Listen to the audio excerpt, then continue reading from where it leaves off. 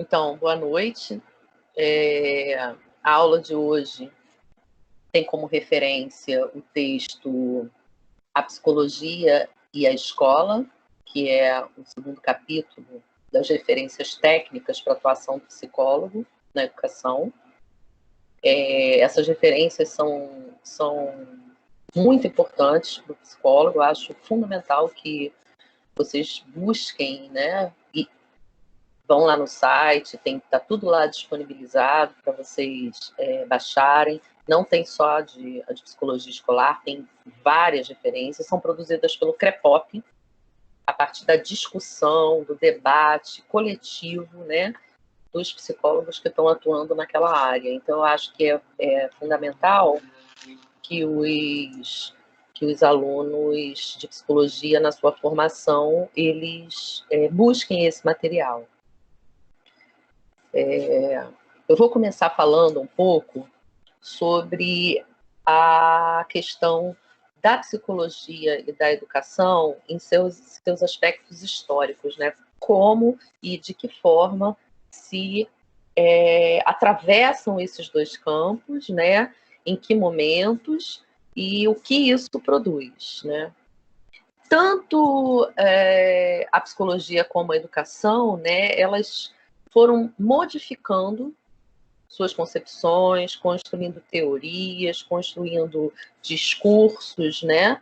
E a relação entre eles também, né? Existe uma literatura vasta sobre o tema, né? Nós temos assim diferentes elementos e análises que mudam conforme a época, as posições políticas, os pensamentos, as visões de mundo, né? Então, até o final do século XIX, tanto a psicologia quanto a educação, elas estavam vinculadas às concepções filosóficas, né? Se discutiam temas da psicologia antes mesmo dela existir como ciência, né? Assim como as concepções e os entendimentos de como educar, né? Como conhecer, como o ser humano conhece, como o ser humano aprende, né? Então, a gente tem aí 3 exemplos que eu trouxe, né? Um de Platão, né, falando da educação, que a educação deve propiciar ao corpo e à alma toda a perfeição e beleza que podem ter, né? Uma concepção metafísica, né, que parte de uma ideia de uma essência, de que o conhecimento ele já está na nossa alma, né?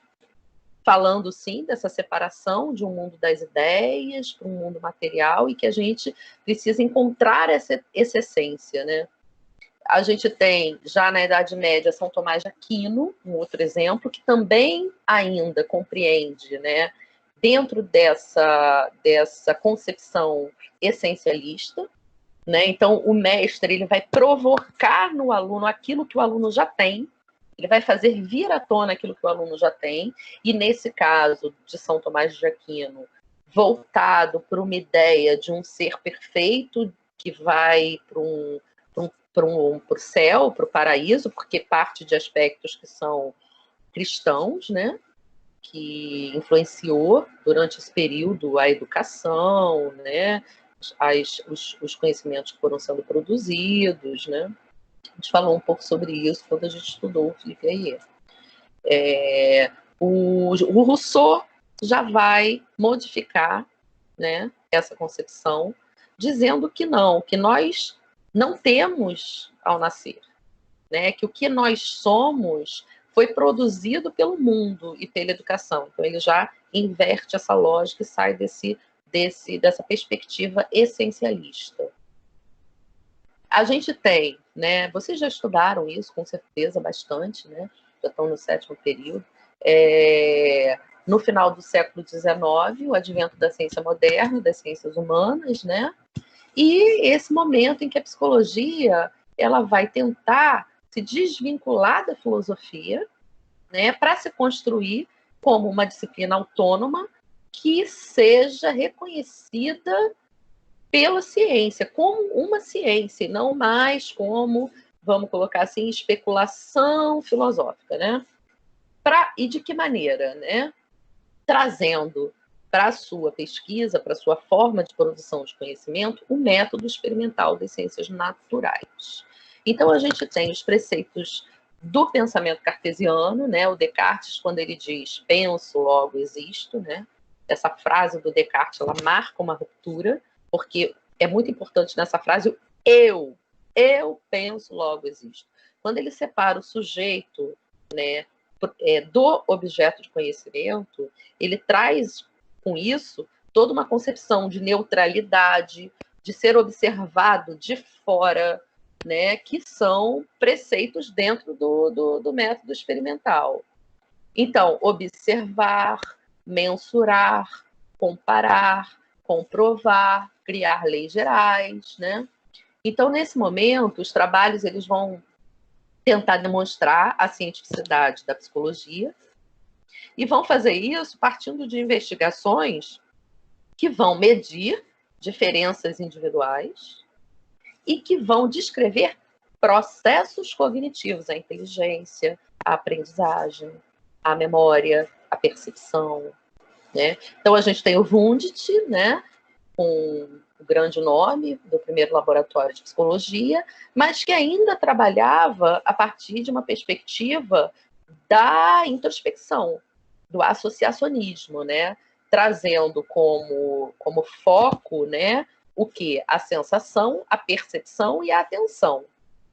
Só que, partindo dos preceitos, né, das ciências naturais e do método cartesiano, aquilo que é introspeccionismo não pode ser observável, quantificável, mensurável. Então, ainda estava num entre, né, de não conseguir, de não ser considerado ainda realmente algo que poderia validar uma lei geral sobre um determinado fenômeno, tipo solto, cai, solto, cai.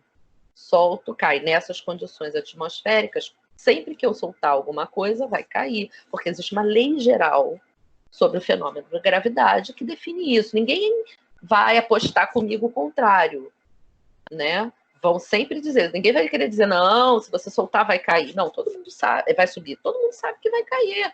Por quê? Porque é uma lei geral sobre um determinado fenômeno. Então, precisa ser observável. E dentro do campo do humano, o que pode ser observável, quantificável, mensurável, né? O quê? O comportamento, né? Por isso, os grandes nomes, né, da psicologia comportamental e a grande força que a psicologia comportamental ganha, né, com os trabalhos do Watson e do Skinner. O Pavlov era médico, fisiólogo, estava preocupado com como funciona o sistema gástrico. Ele não fala de comportamento, mas ele cria, assim, né, a fórmula, né, de estímulo e resposta que o Watson toma a partir dessa fórmula e traz para a questão do comportamento, quando ele, por exemplo, estuda como se pode, por exemplo, produzir o medo. Existe o caso, né, que é o caso do pequeno Albert, em que ele produz um comportamento aversivo no bebê, mostrando um bichinho, toca um sino, mostra um bichinho, toca um sino e o bebê chora. Mostrava só o bichinho, o bebê não chorava. Até o momento que não precisa tocar o sino, mostra só o bichinho e o bebê chora. Então ele consegue provar isso, né? Que o medo ele é condicionado. E o Skinner segue, né, o caminho construindo a sua teoria do condicionamento operante, né? Então a sala de aula ela passa a ser um lugar de experimentos, de observações, um laboratório. Então, a educação, ela também vai seguir o caminho, né, de tentar, de alguma forma, criar discursos validados cientificamente, e faz isso como? Tomando a psicologia, né, métodos, informações, para formular teorias educativas científicas. mas submetendo a prática educativa a princípios psicológicos, tomando esses conceitos, né, como sendo conceitos válidos que são aplicados, então, uma psicologia geral aplicada na educação, né? E é nesse momento, né, que a psicologia e a educação ela assume essa relação de uma forma forte e que se constrói esse novo campo de saber, né, que é esse intercâmbio dessas duas disciplinas, e que a gente está falando da psicologia da educação, que depois a gente vai ver que é diferente da psicologia escolar, porque quando a gente fala de psicologia escolar, a gente está falando da atuação do psicólogo em espaços educativos, né? Mas hoje em dia a gente já até fala muito junto, psicologia educacional, escolar e educacional, por que não se separa? Então, né, o referencial da psicologia sobre os processos cognitivos, o que é aprendizagem, né? O que é a inteligência, pesquisas sobre aprendizagem, avaliação do comportamento, instrumentos psicométricos, testes de QI, mensurações, rendimento escolar e classificações. Então, a gente tem uma trajetória com 3 momentos principais, né? Essa psicologia experimental, inicialmente, que ela é aplicada na educação sem querer modificar ou interferir. Um tecnicismo norte-americano, né, que a gente já está falando de 1930, 1960, com as tendências psicométricas, os testes, diagnósticos, mensurações, que foi muito forte, ainda tem uma demanda muito grande desse tipo de atuação do psicólogo nas escolas, né? O psicólogo, ele durante muito tempo foi aquele que separou alunos, que classificou, que legitimou, por exemplo, turmas especiais, legitimou escolas especiais. Antes da gente ter a política de inclusão, a gente tinha muitas escolas especiais que das crianças que tinham algum tipo de deficiência não ficavam misturadas com as crianças em escolas comuns. Eram escolas separadas.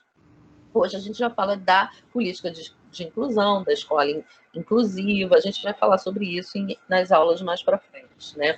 E um terceiro momento, que é uma tendência adaptacionista, em que o psicólogo ele é visto como solucionador de problemas, especialmente de comportamento e de aprendizagem. Ainda temos isso de uma forma muito forte nos dias atuais. Existe essa demanda por esse saber, né, por essa prática da psicologia dentro das instituições, ainda voltada para um aspecto muito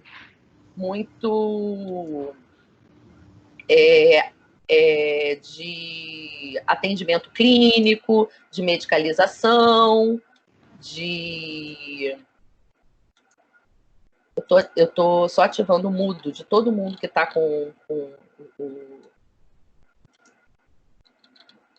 que está dando interferência no meu áudio, né? Então, a gente tem esse emprego tecnicista do saber do psicólogo, né? Que atua principalmente indo por esse caminho, né, de medir diferenças individuais, teste, classificação, lugar social acaba sendo definido, né, pelos méritos de cada um, sem levar em conta, né, os contextos sociais daquela escola, daquele aluno, as diferenças, né, de cultura, de modos de vida, de percepções de mundo, né? E aí os problemas de aprendizagem de comportamento são tomados e compreendidos como desajustes individuais e de alguma forma tenta-se tratar, né, para fazer com que aquele indivíduo ele se adapte, né? Ele que precisa se adaptar à escola e não a escola que precisa incluir e abarcar todos, né, com seus tempos diferentes de aprendizagem, com seus modos diferentes de aprendizagem. Então, a gente ainda tem um emprego muito forte do papel do psicólogo, uma demanda muito forte do papel do psicólogo, em atendimentos clínicos, com esse encargo médico-assistencial, né? Enfoques restritos e descontextualizados. O texto faz uma crítica muito grande a isso, né? E é aquela história, que diferença faz você ter uma salinha num canto da escola, em que o aluno vai ser encaminhado para você atender ele ali individual, de você ter um consultório do outro lado da rua, né? Então, o que o tempo todo o texto do conselho, né, e das referências tem mostrado é que é necessário que a gente construa o espaço do psicólogo na escola como sendo um ator da escola e não alguém que está com um suposto saber, que, né, com um status científico, né, que vai falar a forma correta do professor da aula, que vai definir o que o aluno tem que aprender, que vai dizer que maneira se deve ensinar. Então, isso é histórico. Por isso que até hoje os psicólogos são ainda pessoas consideradas pessoas não gratas em escolas. A gente quase... É uma luta para a gente ter psicólogo em escola. E mesmo assim, os professores, eles têm reticências. Eles falam, não, na minha sala eu prefiro que ele não vá. Por quê? Porque tem ainda o resquício, essa herança dessa história, dessa relação da psicologia com a educação. Então, o texto, né, tem uma citação aí do texto, que diz: o desafio é produzir um deslocamento do encargo médico-assistencial que circunscreve as práticas da psicóloga, lugar que podemos considerar impossível de habitar, uma vez que, sem mover padrões institucionais, não há como mudar relações na formação. A perspectiva, então, é a de deslocar as demandas existentes, ou seja, de trabalhar no sentido da produção de novas demandas, criar novos espaços de discussão e compreensão da realidade que povoa o espaço intraescolar. Nós temos, né? Eu não sei se a gente pulou. Pode falar? Eu queria pedir para vocês deixarem eu terminar e a gente fazer o debate no final, tá? Por favor. Ok. A gente tem um domínio muito forte, né? Uma influência muito forte do behaviorismo sobre educação, principalmente quando a gente fala da escola tradicional. E quando a gente pensa, né? Vocês estudaram bastante, né? Teoria comportamental, então podem me ajudar, né? Também trazer comentários no final. Mas o que eu vou trazer, eu queria que vocês relevassem, falar de uma forma um pouco até alegórica, para vocês compreenderem essa relação, né? A caixa de Skinner, ela mostra exatamente como funciona esse processo de condicionamento, né? Você pega o ratinho, morto de sede, joga dentro da caixinha de Skinner, e ele vai ficar observando, você vai observar. O ratinho começa a explorar, a cheirar tudo. Você acha aquilo ótimo, porque se o ratinho ficar paradinho, você não vai ter nem o que escrever, né? Então você vai lá, fica olhando, prestando atenção. De repente o ratinho chega perto e dá uma cheiradinha, por exemplo, na alavanquinha. O seu objetivo é que o ratinho abaixe com as duas mãozinhas a alavanquinha, né? Ele deu uma cheiradinha. O que você faz? Você vai e dá a aguinha. Ele deu outra cheiradinha, você vai dar a aguinha. Ele deu a cheiradinha, você vai dar a aguinha e fica feliz, porque você pôde, né, dar o reforço. Quando você pega uma criança pequena e coloca dentro de uma sala de aula, né, ela, pequenininha, ela vai fazer o quê? Ela vai andar, né, ela vai mexer nas coisas, ela vai procurar conhecer o que está ali, vai pegar um brinquedo. E o professor, ele fica muito feliz, porque ele se preocupa quando a criança fica quietinha no canto e não quer interagir em nada, não quer explorar nada. Aí, Chega o outro dia, a criança faz a mesma coisa, né? Da mesma forma, você pega o ratinho, joga lá o ratinho, condicionou, ele vai direto lá cheirar a alavanquinha para ganhar a aguinha. Só que aí você não dá. Porque o seu objetivo não é que ele cheire a alavanquinha. O seu objetivo é que ele abaixe com as duas mãozinhas. Então, aquilo que antes era um comportamento que ele ganhou o reforço, ele deixa de ganhar. Porque você quer que ele modifique o comportamento e bata com a mãozinha. Só que aí ele fica cheirando nervoso, encosta com a mãozinha e você dá. Encosta com a patinha, né? Aí você dá. Encosta com a patinha e você dá. A criança vai para a escola e, num segundo momento, você já não elogia mais ou você não acha satisfatório que ela explore o ambiente e mexa em tudo. Você vai dizer, me dá a mão. Primeiro a gente tem que fazer a rodinha para fazer a chamadinha. Senta aqui, toma aqui o papel, desenha no papel. Aí a criança risca assim, né? Com o cotovelo, porque a criança pequena ela não vai fazer esse movimento, ela faz assim. Para fora do papel, né? Você pega aquele desenho e fala, que coisa mais linda, olha que lindo. Mamãe, olha o desenho dele, que lindo. Uma maravilha. Foi para casa, tá de férias, né? Passou de ano, né? Quando a criança volta, ela volta e você não mais elogia se ela riscar para fora. Você vai dizer, não, segura o lápis agora sim, não mais assim. Segura assim e não risca fora do papel. Então, aquilo que antes era um comportamento aceitável, ele passa a não ser mais aceitável, porque você quer que ele chegue num comportamento maior, num comportamento mais avançado, num comportamento mais desenvolvido, né? Que é o quê? É pegar a caneta, é ficar sentado quieto, é fazer dever, é copiar, é ler.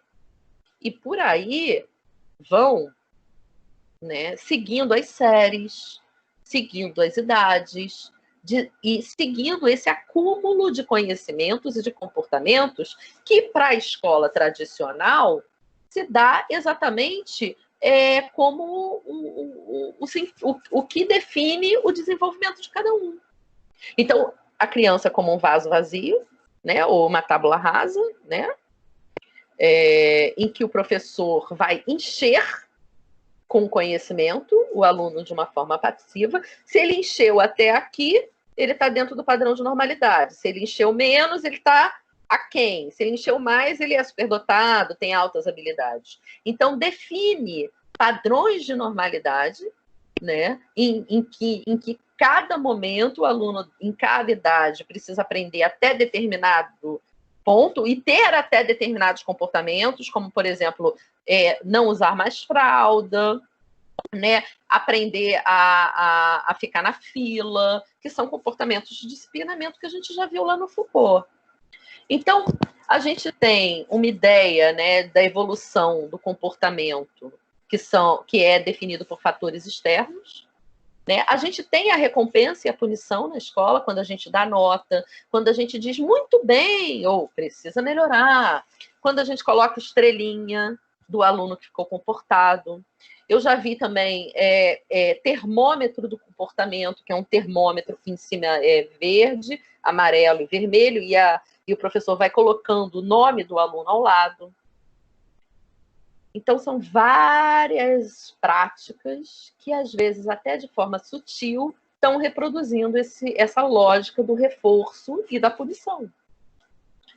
Então, a aprendizagem, né, é entendida como a assimilação, memorização, né, imitação de modelos, né, usando treino, repetição, testes. A gente tem visto isso demais em diversas escolas, principalmente as escolas que são preparatórias. Elas trabalham com essa lógica. E, gente, por mais que o professor não pense sobre isso, quando ele entra dentro de uma sala de aula, a prática dele reflete um conceito de aprendizagem e que, em sua grande maioria, reflete um conceito de aprendizagem da psicologia comportamental. Então, a gente tem uma influência ainda muito forte da psicologia comportamental na escola tradicional. Aí eu já falei sobre o emprego tecnicista, né? E nós temos, né, no início do século XX, alguns nomes, né, da psicologia e da educação. Eu estou trazendo para vocês 3, mas temos vários outros. Nós temos, por exemplo, a Montessori, e eu trouxe para vocês Piaget, Vygotsky e Paulo Freire, né? Todos os 3 eles fazem uma crítica radical à escola tradicional, apesar de que o Piaget ele tem uma perspectiva de fazer ciência, ele é psicólogo, ele diz, eu não sou pedagogo. O Piaget nunca teve como objetivo construir uma metodologia de ensino. E hoje a gente conhece o Piaget muito mais em faculdades de educação e de pedagogia, até mesmo do que dentro da psicologia. Estuda muito mais ele, né? Ele quer estudar o funcionamento, de que maneira os homens produzem conhecimento, como a gente aprende, como ocorre o desenvolvimento da nossa inteligência. Ele está fazendo psicologia. E como eu já falei, né, é tomado pela educação esses conceitos para servirem de base científica, até mesmo para essa crítica da escola tradicional. Então, a gente está falando do Piaget na Europa, né? A gente está falando do Vygotsky na Rússia, e aí a gente está falando de uma Rússia destruída pela guerra, com muitos problemas educacionais, e que a ciência ela está subordinada ao governo e com objetivos específicos de transformação, de criar soluções para resolver problemas. Então, mas que tem uma proximidade muito grande, né? Eles são da mesma época, vocês podem ver os anos que eles viveram, né? Eles viveram no mesmo período, não puderam conversar tanto quanto a gente hoje, né, tem acesso à produção científica do mundo inteiro, né? Eles não tinham esse diálogo, essa possibilidade de comunicação que nós temos, então eles têm. E o Paulo Freire, no Brasil, né, construindo um programa de educação popular fortíssimo, né? Um programa que vocês podem procurar no próprio YouTube, filmes sobre ele, né? Ele tem um filme lindo sobre Angicos, né? Que foi aonde Lampião e Maria Bonita, inclusive, morreram, em que ele implanta o projeto de alfabetização em 48 horas. Ele alfabetizou 300 pessoas, né? E aí tem toda uma metodologia de trazer a experiência do educando, né, com círculos, que ele chama de círculos de cultura, né, com palavras que são palavras geradoras, né, e sempre relacionando com a realidade social. O Vygotsky também faz muito isso. Nesse ponto, o Vygotsky e o Paulo Freire se aproximam bastante. Mas eles têm diferenças fundamentais que influenciam as visões, né, sobre a escola, o papel do professor, sobre a relação professor-aluno, que são a concepção de sujeito é diferente. O Piaget, por exemplo, ele trabalha com uma ideia de um sujeito epistêmico, ele quer fazer ciência, ele quer criar lei geral em qualquer lugar do mundo, independente do período da história. A criança de 5 anos, ela é pré-operatória. Ela vai ter um comportamento e uma perspectiva, né, egocentrada, né? Então, ele vai falar isso e ele não vai querer medir as diferenças. Por exemplo, ele não estuda crianças que têm deficiências, ele não estuda crianças com problemas de aprendizagem, ele estuda crianças que estão dentro do padrão de normalidade, e ele vai tentar falar sobre ele vai criar essa lei geral, ele quer criar uma concepção que seja independente do social. Não é independente do social no sentido do que leva a aprender, porque tanto o Piaget quanto o Vygotsky, eles são interacionistas, eles vão levar em conta fatores biológicos e fatores sociais, ou melhor, ambientais, porque não importa para o Piaget a cultura, mas importa o ambiente, porque é o ambiente que ativa esse desenvolvimento para que o sujeito se adapte. O sujeito desenvolve a inteligência para se adaptar. Ele tem uma influência grande, ele também é biólogo, então ele tem uma influência grande, inclusive, do darwinismo, com o entendimento da evolução das espécies, então que ele fala de uma evolução da inteligência, né? E adaptação. Então, essa diferença dos fatores biológicos e sociais e do processo de aprendizagem. A gente vai trabalhar bastante isso, aula por aula, uma aula só para Piaget, uma aula só para Vygotsky, uma aula articulando os dois com Paulo Freire. Então, eu não vou entregar muito hoje de conceitualmente desses autores, mas vocês podem ficar tranquilos que a gente, mais para frente, a gente vai ter isso, né? Então, o texto do Conselho, ele faz essa crítica a essa demanda tecnicista do saber do psicólogo, né?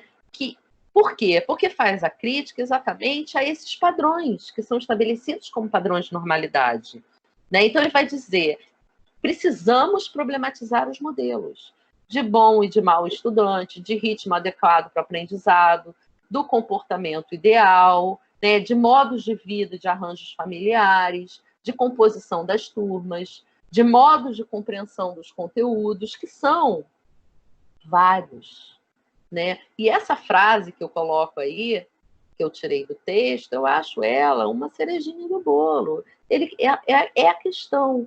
Quem é o especialista que vai fazer a mágica de transformar o diverso em homogêneo? As nossas salas de aula, elas são salas de aulas em que o professor dá aula para um grupo, uma maioria. Como se a turma ela fosse homogênea. Mas as turmas não são homogêneas, as turmas são diversas. E diversas em todos esses aspectos que estão aí. Né? Então, esse lugar do psicólogo como aquele que vai ser que vai resolver os problemas, né? Então, problema de indisciplina, problema de violência, problema de falta de atenção, de dificuldade de aprendizagem, ele precisa ser desconstruído.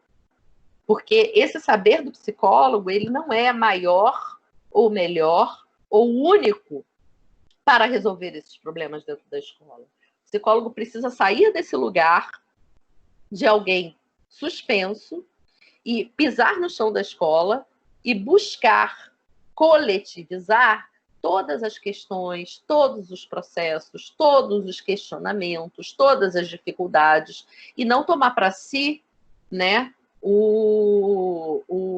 como quem tem a solução, porque elas não estão isentas, elas não são isoladas, como é, por exemplo, uma pesquisa dentro de um laboratório. Por mais que você queira fazer da sala de aula um laboratório, você vai perceber que os fatores, eles são muitos, e não tem como você criar afirmações sem levar em conta todos os aspectos externos que estão ali presentes na vida de cada um daqueles alunos.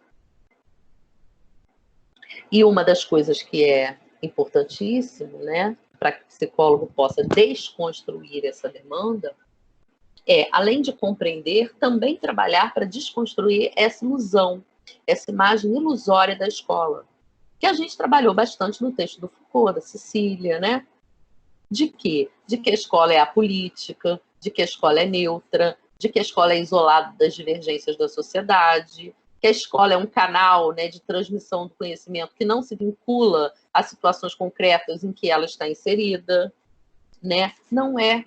São muitas escolas. Eu diria, não existe uma escola igual a outra. Mesmo essas escolas que são franquias, por estarem em bairros diferentes, terem professores diferentes, terem alunos diferentes, são escolas diferentes. Então, a gente tem que ter muita clareza disso. Tirar esse a escola e compreender que são as escolas, assim como são as psicologias, né? Então, essa citação eu também acho que ela é muito importante, né? Compreender e atuar na complexidade do cotidiano escolar não tem sido tarefa fácil, se a criança e o jovem são vistos isoladamente, considerados na qualidade de portadores de diferentes carências e patologias, o que se acentua nos casos das classes populares, com as questões sobre violência e riscos. Tem-se clareza que nem todos os indivíduos têm acesso aos bens materiais e culturais de forma igualitária em uma sociedade capitalista.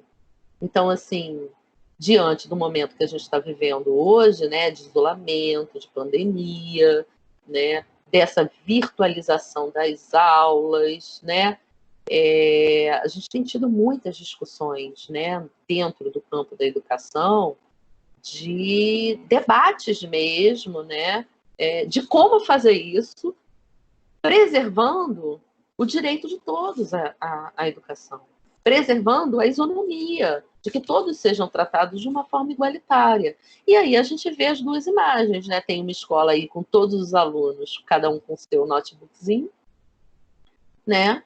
E a escola ao lado que não tem nem porta, né? E as crianças com lápis e papel copiando do quadro, né? Então, assim, a gente não tem uma escola isolada do contexto social. Muito pelo contrário, como a gente já viu, a escola reproduz essa desigualdade. Uma outra coisa importante que o texto traz é uma crítica, né, a essa forma atual de controle, que é a medicalização e a judicialização, né? Então, a gente tem hoje, né, vem tendo hoje um processo muito forte de medicalização. As crianças estão começando a usar remédios tarja preta muito novos para se adaptar, né? Para fazer o quê?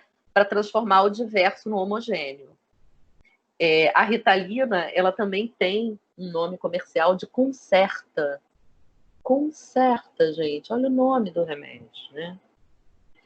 E eu brinco dizendo que eu era feliz e não sabia. Por quê? Porque a gente fazia há 10, 20 anos atrás já essa crítica do emprego tecnicista do saber do psicólogo. E eu dizia, poxa, o psicólogo ele não está aqui para poder legitimar normatização. O psicólogo não está aqui para apagar incêndio. Só que agora os psicólogos não são mais nem chamados para isso. Claro que com diferenças de classe social, né? Por exemplo, numa escola particular, se tem uma criança que tem um ataque de fúria, né? Pega uma carteira, taca no vidro do colégio, quebra o vidro do colégio particular, os pais vão ser chamados para pagar aquele estrago. E essa criança, muito possivelmente, vai ser encaminhada ou para um psiquiatra ou para um neurologista. Quando você vai, por exemplo, nas classes populares, também tem a medicalização, mas de uma forma ainda menor. Mas tem o processo de judicialização, que é o quê? É transformar em processo. Porque aí a solução é chama o conselho tutelar para esse aluno que é violento, para esse aluno que é perigoso. Então, existe toda uma produção de uma periculosidade nos jovens, principalmente das classes populares. Então, a gente tem esse momento, esses dois processos atuais de controle, né? Que é a medicalização e a judicialização. Então, essa citação eu acho muito, muito interessante, porque ela fala de processos avaliativos, de diagnóstico, né? De como muitas vezes o psicólogo ele está nessa engrenagem legitimando esses dois processos, né? Então, a escola hoje, como um sistema aberto, se constitui em um mercado de serviços, projetos e produtos para seus usuários. Na escola mercado, se multiplicam as práticas de avaliação dos produtos para o controle de qualidade e otimização dos processos, incluindo as avaliações diagnósticas consideradas práticas de segurança, que identificam os indivíduos e definem as ações no momento seguinte. Frente a todas as incertezas produtoras de medos, indecisão e agitação, a medicalização tem sido um procedimento generalizado, funcionando como mantenedor da ordem. Então, eu acho assim, esse parágrafo também bastante importante para a gente pensar, né? A prática e a atuação do psicólogo. Então, a gente hoje tem, deixa eu ver se está certinho, está certinho. Hoje a gente tem, né, já definido pelo CFP, né, um novo encaminhamento para o trabalho do psicólogo na escola, né? Atualmente, o psicólogo ele tem como diretriz o desenvolvimento do viver em cidadania, busca instrumentos para apoiar o progresso acadêmico do aluno, respeitando diferenças individuais. é pautado na promoção da saúde, da comunidade escolar, a partir de trabalhos preventivos que visam processo de transformação pessoal e social. Então, é um novo caminho, né? Uma perspectiva que é emancipatória, que é enraizada na realidade social. O psicólogo ele passa a ter como objetivo contribuir junto com os educadores para a promoção da aprendizagem, né? Fazendo intervenções com família, com o aluno, né? Tem a questão de fortalecer, né, uma gestão democrática, né? Buscando desenvolver diálogos, construções coletivas. Nesse caso, a gente também fala do projeto político-pedagógico da escola, participar desse projeto político-pedagógico. E o entendimento da dimensão subjetiva do processo ensino-aprendizagem. Então, ele contribui, né, sem estar assumindo esse lugar de científico ou de um saber maior, e se coloca num patamar de igualdade, né? E que vai contribuir, assim como todos os outros que estão ali dentro do processo podem contribuir, não só funcionários, professores, mas alunos, pais de alunos e até mesmo a comunidade do entorno daquela escola.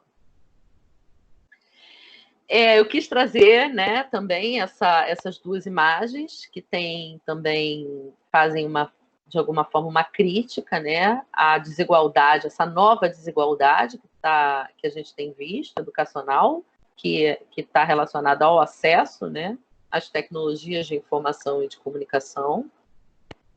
A discussão tem sido muito essa, né, de como a gente garantir que as pessoas elas possam, por exemplo, fazer o Enem, né, tendo tido acesso ao conhecimento que é direito, né? Se elas não têm, por exemplo, internet em casa, ou não têm computador, ou não têm, às vezes, nem mesmo o que comer.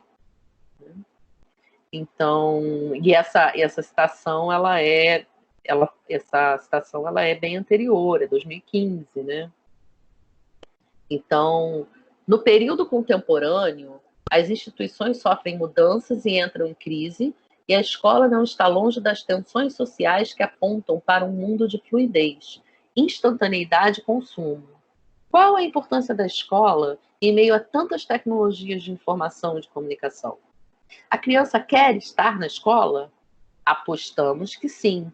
Porém, é importante criar indagações que nos remetam às polêmicas e conflitos de nossa sociedade presentes na escola. E aí a gente tem aí a imagem, né?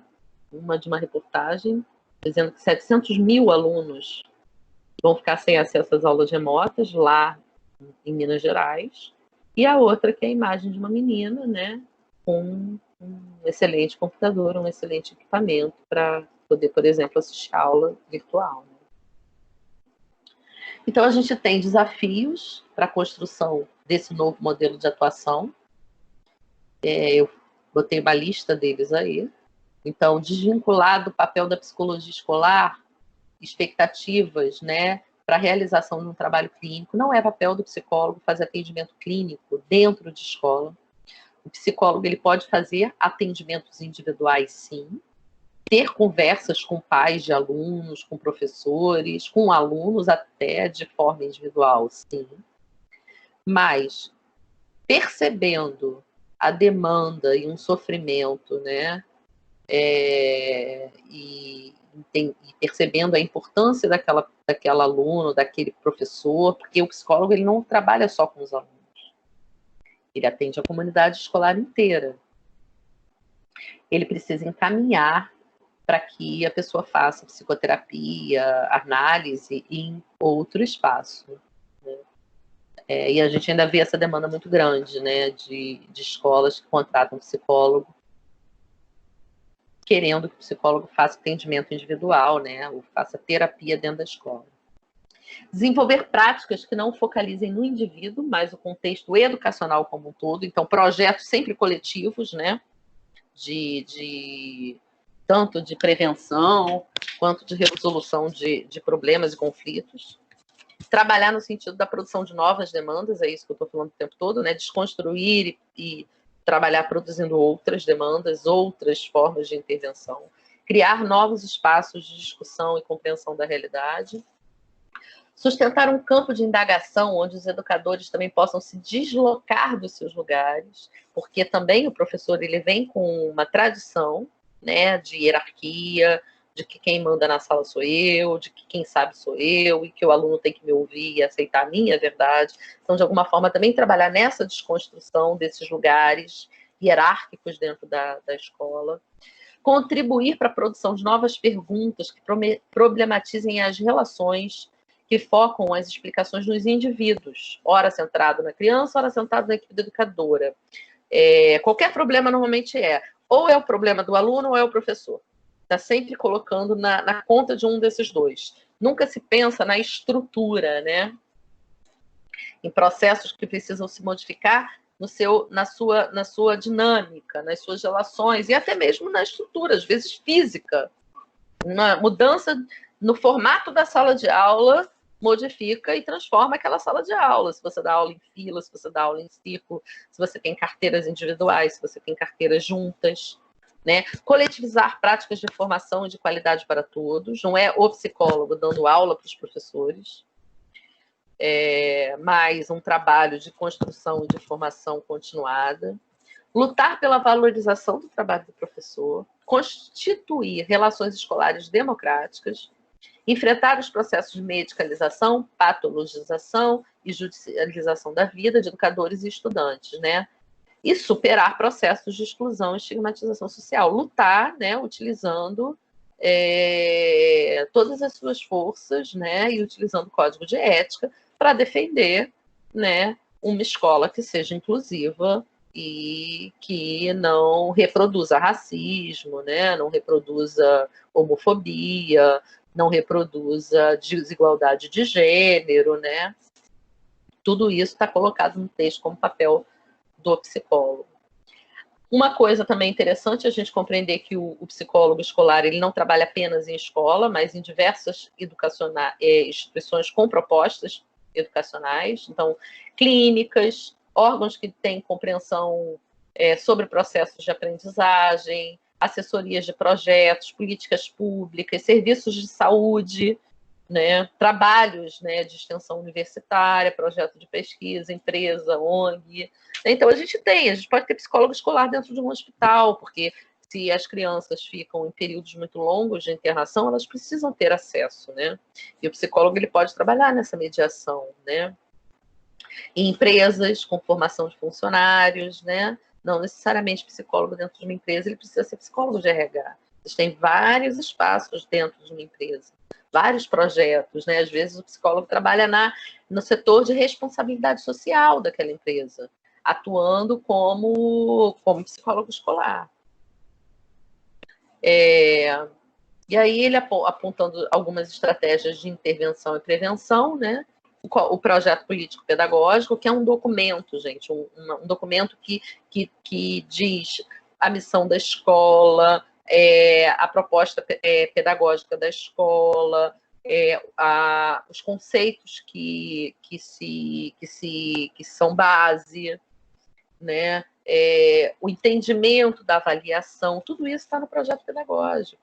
A questão curricular e o psicólogo trabalhar, né, contribuindo nessa construção, que precisa ser coletiva, que muitas vezes é feita só pela gestão da escola para estar lá, para constar. Isso quando não pagam alguém para fazer o projeto da escola. Às vezes uma pessoa de fora que nem conhece a escola, indo contra todas as orientações de políticas educacionais, de como você deve construir um projeto político-pedagógico, que é com a participação de todos, inclusive de pais, de alunos, do entorno. A gente tem a participação do psicólogo em processos de ensino-aprendizagem, tanto com alunos, né, em pequenos grupos, com pais, atuação dentro de sala de aula. O psicólogo pode fazer atividades em salas de aula dentro da escola, para todos, né? Com educadores, com formação, né? Educação inclusiva, que é toda a política de inclusão que a gente tem hoje, que precisa ser ser colocada em prática, que muitas vezes não sai do papel, ou vai para a prática de uma forma equivocada, do tipo alunos que tem mediador ficarem no canto da sala, né?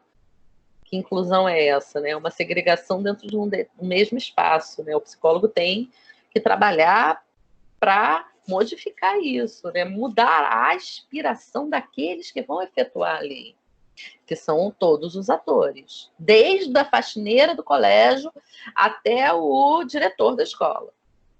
Supervisão de estagiário, né? E gestão e coordenação de equipe, também são áreas que o psicólogo escolar trabalha, né? E aí, para terminar, esse é o último slide, e eu abri para as perguntas, né? O texto, ele é eu acho um texto muito bom, que traz muitas questões para a gente pensar, né? E marca exatamente isso, a necessidade da gente construir novas bases para a ação da gente na escola, né?